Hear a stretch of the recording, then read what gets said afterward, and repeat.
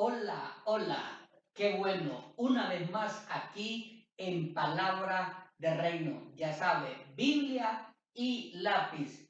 Vamos a ver Daniel, que nos dice el libro de Daniel en el capítulo número 6. Vamos a leer del versículo 1 al 22. Veamos pues, pareció bien a Darío constituir sobre el reino 120 sátrapas que gobernasen en todo el reino y sobre ellos tres gobernadores, de los cuales Daniel era uno, a quienes estos sátrapas diesen cuenta para que el reino fuese perjudicado.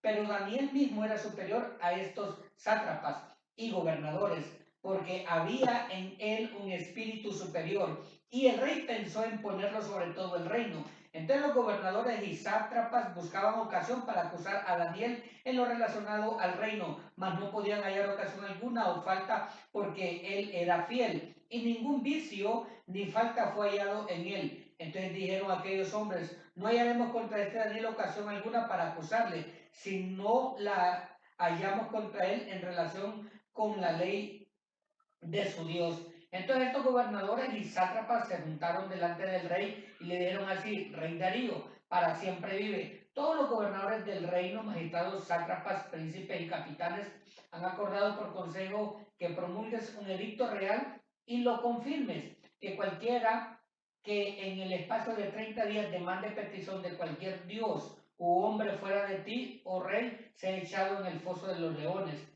Ahora, oh rey, confirma el edicto y fírmalo, para que no pueda ser revocado conforme a la ley de Media y de Persia, la cual no puede ser abrogada. Firmó pues el rey Darío el edicto y la prohibición. Cuando Daniel supo que el edicto había sido firmado, entró en su casa y abiertas las ventanas de su cámara que daba hacia Jerusalén, se arrodillaba 3 veces al día y oraba y daba gracias delante de su Dios, como lo solía hacer antes.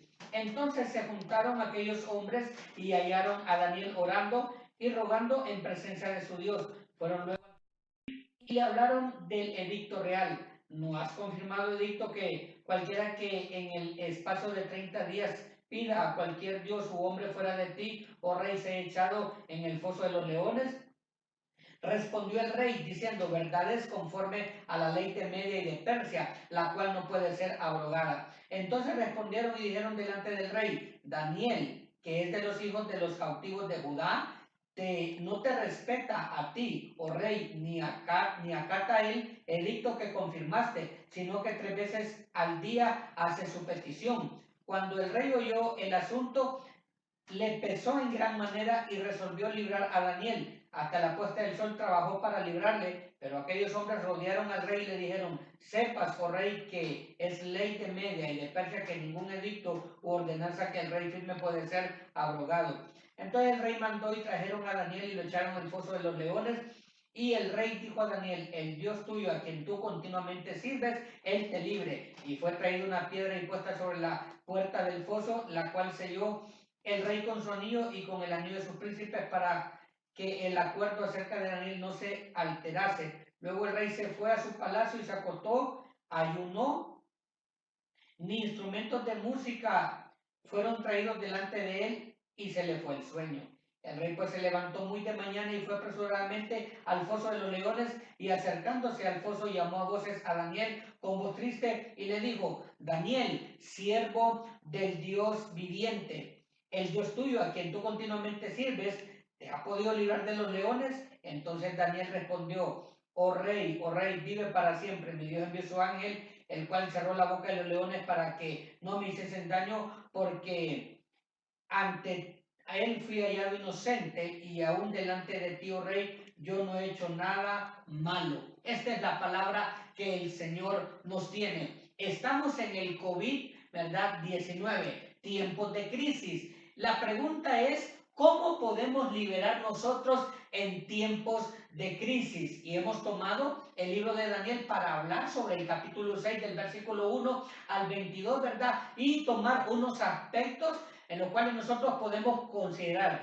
Primero, el reinado a que se refiere Daniel, capítulo 6, ¿verdad? Es un reinado próspero. Vemos la prosperidad entre el versículo 1, el 2 y el 3. Y cuando hay un reinado próspero, existen demandas En un reino de tal magnitud, en un reino próspero, existen entonces demandas. Y cuando esto existen demandas de sojuzgar, de someter a un reinado, se necesitan personas. Y cuando los reyes o gobernantes buscan estas personas, Dios es el que se encarga de exaltar a los líderes, ¿verdad? En esos tiempos prósperos para la gloria y honra de nuestro Rey y Señor Jesucristo. Otro de los aspectos que podemos considerar en el libro de Daniel, en el capítulo 6, es que un reino próspero existen líderes de Dios, ¿verdad?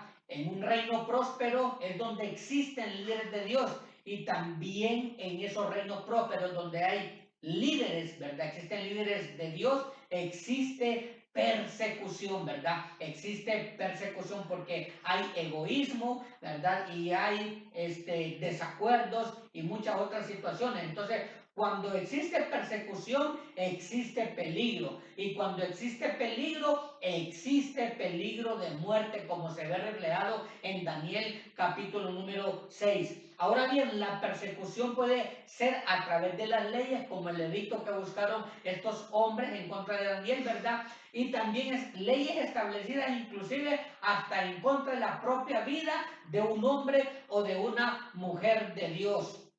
Ahora bien, estas leyes o estos edictos es en contra de lo que las personas creen o hemos creído y también vivimos. Si nosotros leemos el versículo 4, 5, 6, 7, 8 y 9, el edicto era en contra de la vida religiosa, ¿verdad?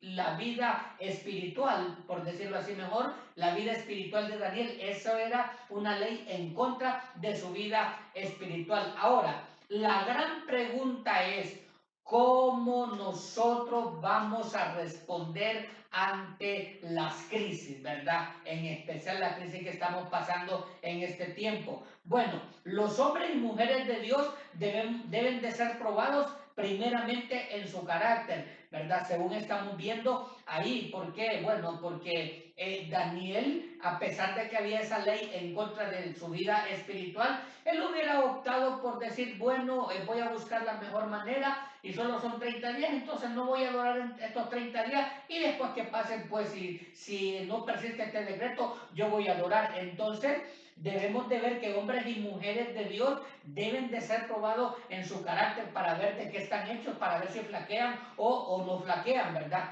Ante esta prueba, deben los hombres de Dios y mujeres de Dios demostrar su firmeza, su convicción, ¿verdad? Su fe en cuanto a su carácter, ¿verdad? Es la condición de seguridad que produce, ¿verdad? Esa convicción cuando hay firmeza, ¿verdad? Y esto se declara en la fe de lo que uno cree, se declaró en la fe, ¿verdad? De Daniel, en lo que él había creído. Si usted lee ese versículo número 10 del capítulo 6 de Daniel, usted se va a dar cuenta la firmeza, la fe, el positivismo, la convicción que este varón tenía en seguir su vida normal, ¿verdad? Su vida espiritual, sirviendo al Señor. Esto es saber responder positivamente al llamado que Dios, ¿verdad?, hace a un hombre o a una mujer de Dios. Ahora, es una lucha donde suele haber acusaciones.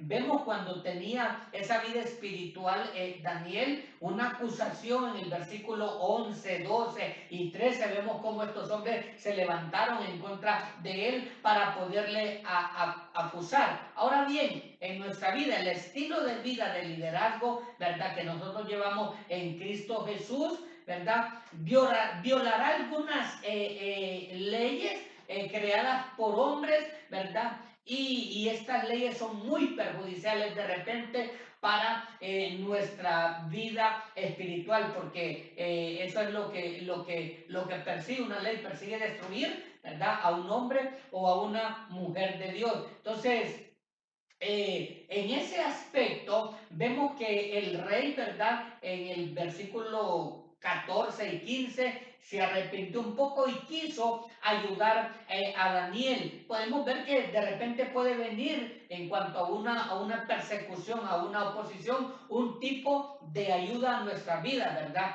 Pero si esta ayuda no está en los planes de Dios, va a ser una ayuda infructuosa, porque aunque el rey quiso, ¿verdad? Salvar, liberar a Daniel, batallar, no lo pudo lograr, según el versículo 14 y el versículo 15. Ahora, esta ayuda infructuosa, de repente esta salida que alguien ocupa o necesita en cuanto a su vida de liderazgo en el Señor, demuestra que Dios siempre tiene un plan específico para cada hombre y para cada mujer. O sea, cuando ya no hay nada que hacer, cuando ya no hay para dónde correr, cuando no la ayuda que se pensó recibir no se obtiene, no viene de ningún lado, entonces demuestra que Dios siempre tiene un plan para cada hijo, para cada hija de Dios. Entonces, de repente Dios puede dejar que te lleven a donde crees tú que no existe salida. Eso le pasó a Daniel, lo metieron al pozo, ¿verdad? Con esa fiera, con esos leones. Verso 16, verso 17. Ahora, eso produce angustia, aflicción, soledad, dolor y aún peligro de muerte. A saber cuántos líderes estarán en esta opresión hoy en día. Pero ahora el verso 18, 19, 20, 21, 22, 23 y 24 muestra la liberación de Dios, ¿verdad? Eso es lo que muestran esos versículos, la liberación de Dios. ¿Qué quiere decir esto, verdad? Si nosotros vemos ese versículo número 22, ¿verdad? Que Dios es la fuente de protección que cubre a los líderes, que cubre a los hombres, que cubre a los ministros, a las mujeres de Dios, ¿verdad? Dios es la fuente de protección. Ahora bien, en el tema sobrellevando este ministerio en tiempos de crisis, ¿qué nosotros podemos decir, verdad? Claramente en nuestra experiencia ministerial ya de 21 años estando en el ministerio. Bueno, cuando el cielo se cae, cuando los amigos lo abandonan a uno, cuando tu fuente de ingresos es cortada, nos preguntamos qué hacer ante estas situaciones, qué hacer cuando el espacio geográfico donde tú te movías es reducido, qué hacer cuando realmente te limita el hombre, cuando eres afectado emocionalmente por algo que ni siquiera te imaginabas que podía ocurrir en tu vida, qué hacer cuando eres estrechado, pues cuando no te dejan movilizarte, qué hacer cuando en un momento tu vida cambia afectando a ti y a tu familia, qué hacer cuando sin merecerlo, ¿verdad?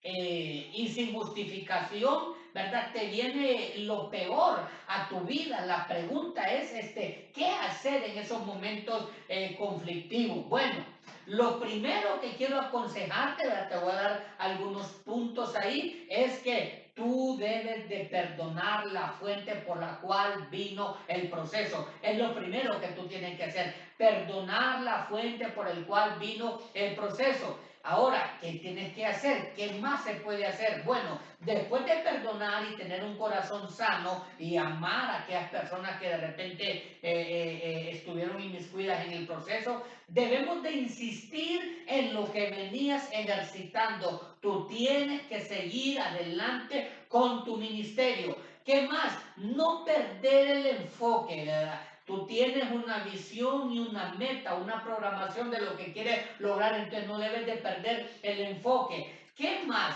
Se debe manejar, ¿verdad?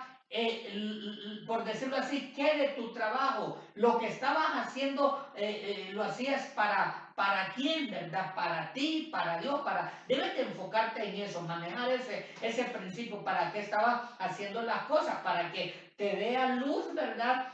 Una situación que tú trabajabas para Dios, y cuando esta situación está a la luz de tu mente y de tu corazón, te vas a dar cuenta que tienes que seguir adelante. Pero si trabajabas para ti mismo, trabajabas para los hombres, realmente no vas a poder perdonar ni vas a poder salir, ¿verdad?, del hoyo en el cual estás metido. ¿Qué más puedes hacer? Bueno, cuando hay una limitación geográfica, tienes que expandirte, tú tienes que salir, tienes que motivarte, ¿verdad? Tienes que conocer nuevos siervos y nuevas siervas para salir adelante en tu vida de tu ministerio, porque tú tienes que recordar, ¿verdad?, que Dios siempre querrá moverte en otros niveles. Dios querrá siempre usarte a ti en otras plataformas para la gloria de su santo y bendito nombre, porque Él te llamó y Él te encargó el ministerio. Él puso el ministerio sobre tus espaldas. ¿Qué debes hacer también? ¿Qué podemos hacer? Bueno, seamos realistas con la familia. Se vale, podemos llorar junto a ellos, llorar junto a nuestros hijos, llorar junto a nuestras esposas, pero sin olvidar nosotros, ¿verdad?, de cultivar a nuestras familias. Recuerde usted, ellos son la primera iglesia, ¿verdad? Así que se vale, ¿verdad?, llorar y hablar de esto con la familia para poder seguir adelante. ¿Qué más podemos hacer, pastores y líderes? Confiar en el Señor, recordar que Dios ha estado siempre con nosotros desde que nos llamó. Debemos de confiar, recordar, ¿verdad?, todo lo que Dios ha hecho en nuestras vidas y que nosotros somos la parte fuerte de la familia como líder, ¿verdad? No olvidarnos de ese aspecto. Y por último, para ir terminando, debemos de recordar lo que nos va a mantener a nosotros a flote, ¿verdad? Navegando en el ministerio. Primero, que es Dios en o a través de tu ministerio, nuestro ministerio, ¿verdad?, que nos va a mantener a flote. Así que no perdamos el objetivo, no perdamos la meta, no pierdas tu llamado. Enfócate en lo que Dios, ¿verdad?, te ha llamado a hacer. Estuvo con ustedes el apóstol Jorge Rodríguez. Será hasta la próxima. Dios te bendiga. Con permiso.